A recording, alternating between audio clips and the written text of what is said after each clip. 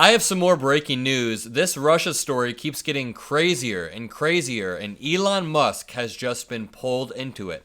Mayo on Twitter says, the United States government needs to cancel Elon Musk's contracts and revoke his security clearance. Working to sabotage America's presidential election for Russia has consequences. And this is a very legitimate viewpoint to arrive to, and I think you'll be thinking the same thing by the end of this video. I want to lay out the case for why the DOJ is absolutely correct in their indictments of right-wing influencers, and why Donald Trump and all of these MAGA politicians sowing distrust throughout America only benefits Vladimir Putin. It all makes sense, and you can directly connect the lines, so let's waste no time. All that I ask is that you like the video below and subscribe to the channel. So to lay the groundwork, just to catch you up, we got this breaking news notification earlier today. It says, Kremlin agents in the US with millions of Twitter followers were paid $10 million by Russia to spread disinformation and rally support for convicted felon Trump on social media, per indictment unsealed by the Justice Department. Tenet Media, based in Tennessee. And honestly, this didn't surprise anybody. I mean, if you've been paying attention to the direction that the Republican Party has been heading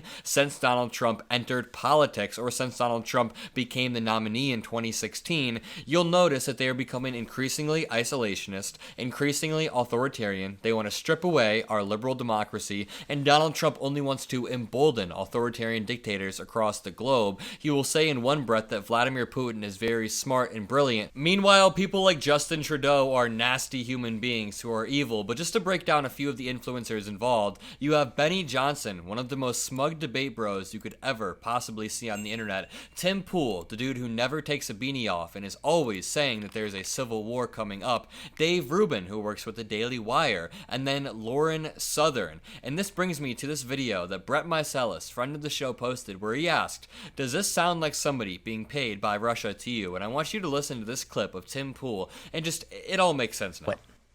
But I don't know that it matters anymore. This is psychotic. Ukraine is the enemy of this country.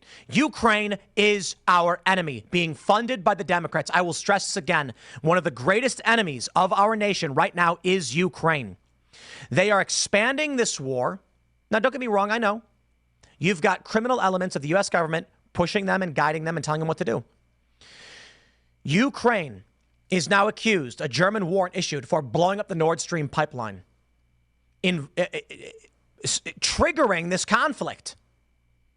Ukraine is the greatest threat to this nation and to the world. This man is just spewing Russian talking point after Russian talking points straight from the Kremlin. And I don't just say that in jest anymore. I used to say that jokingly, but it has now been confirmed. And this man is supposed to be an alpha male, yet he is baby raging with his beanie on, banging on the desk saying that Ukraine is the enemy of America, when Vladimir Putin is invading his next door neighbor. I mean, these people have it so backwards, it's almost impressive. Ron Filipkowski shared a MAGA lawyer named Harmeet that says, remember friends, don't talk to law enforcement without counsel. Just trust me on this. So MAGA influencers are all back the blue, pro-police, cooperate. They'll see a video of a black person getting beat up by a cop and say they should have just cooperated, but now they're saying, remember, don't talk to law enforcement now that you are a Russian shill, an actual Russian shill. I mean, I'm just going to keep going. This gets funnier and funnier. CBS posted a photo with the Chiron, Feds crack down on Russian election disinformation efforts,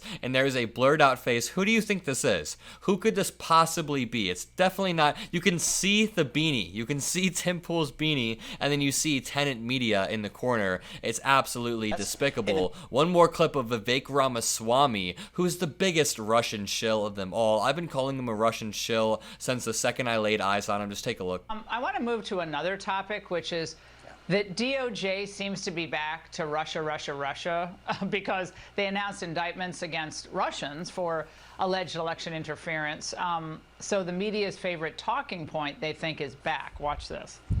They're not saying explicitly that Russia is trying to help Republicans, but if you just read the context of it, it's extremely easy to figure out what we're talking about here and what the U.S. government... And here we have Fox News playing defense as always. Now remember, Fox News lost almost $800 million after settling out of court with Dominion because they told lies about election fraud. So I wouldn't put it beneath them to spread Russian propaganda as they have many times in the past. And now they are running defense. They're letting Vivek Ramaswamy come on air and just completely spread Russian talking points. This in 2016. So they have a historical practice when they're afraid of Donald Trump coming back to office. They invent every figment of imagination of Russia or somebody else putting him there without actually paying attention to the threats coming from our own administrative state to free and fair elections in the United States. Free and fair elections. Number one, that is ironic. Number two, give me a break, Vivek Ramaswamy. Straight up Russian talking points. I'm not gonna lie, the Republican spin machine is honestly just impressive at this point. Donald Trump could genuinely speedrun us into a dictatorship. He could be executing people, and I still think people like Laura Ingraham, Vivek Ramaswamy, and Lindsey Graham would be going on Fox News and running defense. This brings us to the meat of the story. Elon Musk got caught up boosting the Russian information operation on behalf of his favorite creators. Now, we have known for a while that Elon Musk, ever since he bought Twitter, the amount of Russian bots on this platform have skyrocketed. It's been next level. I mean, all over Twitter, there's disinformation about elections, about Russia, about Ukraine, about Israel, Palestine, Kamala Harris, you name it, there's stuff on Twitter. And